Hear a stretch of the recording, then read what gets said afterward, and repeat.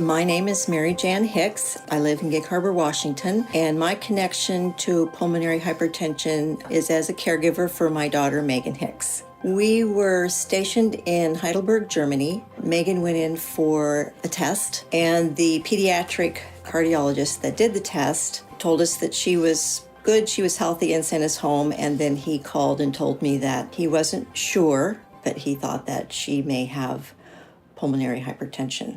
And that was in 1994. They didn't have a means to care for Meaghan where we were, so she and I were medevaced out, and we were sent to Walter Reed, and they could not care for her there. So then we were sent to Robin Barst at Columbia Presbyterian Hospital, and that's where we met Robin, and that's where Meaghan's pulmonary care began. Meaghan was fortunate enough to be able to stay on oral meds for quite a while.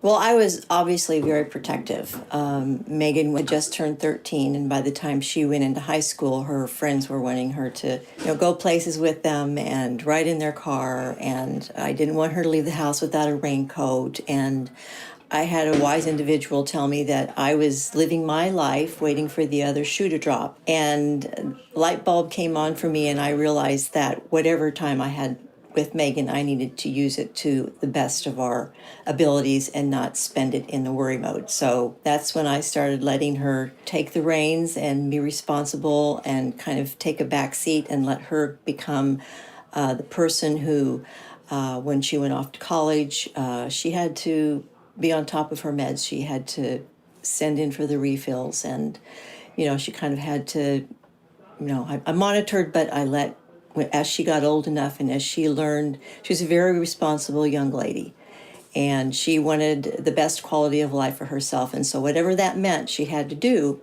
that she was ready to do it. And we were her support. Dr. Barst, on one of our earliest visits, once Meaghan was on meds, she said, at some point in time, I'm just going to tell you she's going to refuse to take them. They all do.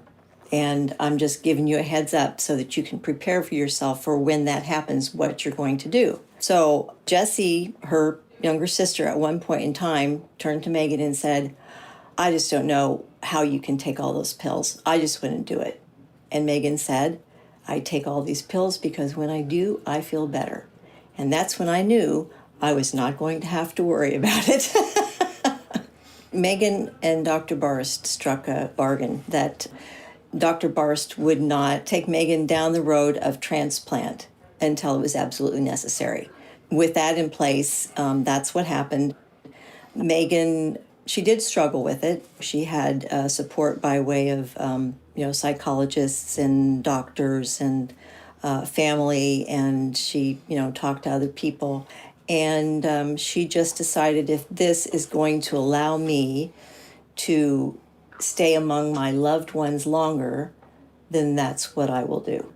Transplant initially started out, we did it what they called a dry run, where they thought they had compatible lungs. We flew to Stanford, and it turned out that they weren't. However, we did find out then that Meaghan's heart had been compromised.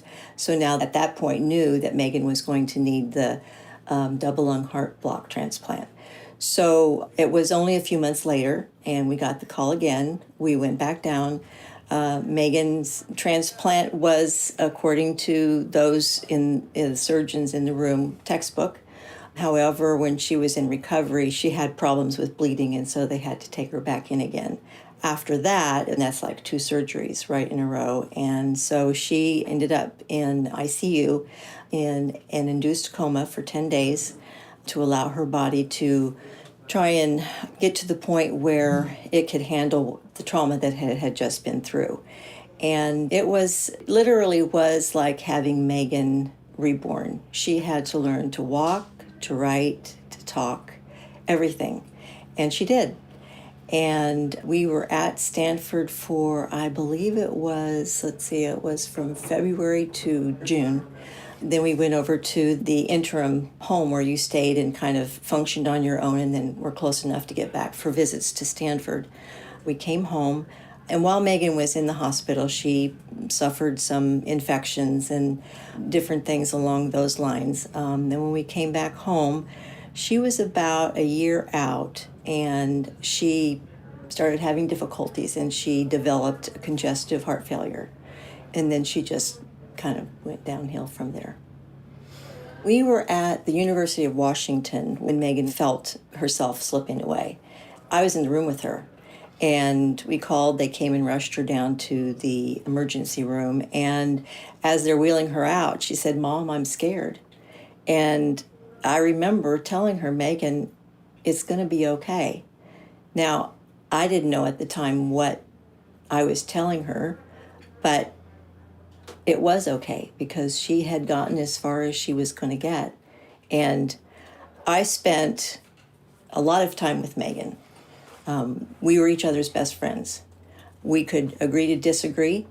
And when she went, I told her it was okay to go, that she would always be with us.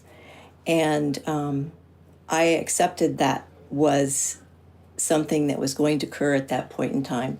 I had always prepared myself for it. She always prepared herself for it, because whether it was going to be part of her future or not, it was something that was a possibility. And so to ignore it or to act like it wasn't realistic. I guess the one thing that has stayed with me throughout all of this, after Meaghan's passing, is how much of an effect PH has on the entire family. Everyone is affected. And I would say that a lot of attention and help as far as mental health, physical health, all that was given to Meaghan. And I think in some ways and in some cases, other members of the family who were affected by it stayed silent, and the help that they maybe could have used or needed at that time, they didn't get. And that has affected our family as a whole, and each of us as individuals, about how we look at life going forward. My name is Jan Hicks, and I'm aware that I am rare.